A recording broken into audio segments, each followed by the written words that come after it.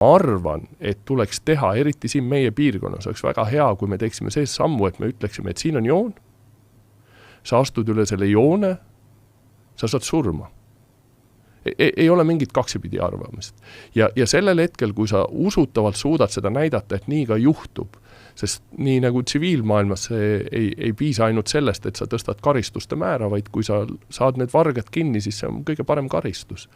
Ja kui see joon on nüüd nagu korras, see kommunikatsioon toimib, nad saavad tõesti aru, et me seda päriselt mõtleme ja päriselt nii juhtub, sest meil on mingid võimed olemat, siis võib hakata kasutama keerulisemaid diplomaatilisi väljendeid ja keerulisemat keelekasutust. Ja nüüd kõige olulisem on minu jaoks paika panna, et mis see joon on ja siin mulle tundub, et me oleme talumatult leebed ja talumatult kuidagi kurvi taga.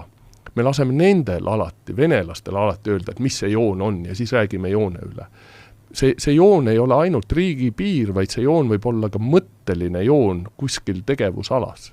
Ja miks mitte ka, ütleme siis, konkreetselt geograafiliselt võtame see sama Balti mere, et kui me ütleme talle, et see ei ole okei, mida sa teed, ja siis me võtame ära talt varilaevastikku või ükskõik, kuidas me neid asju nimetame.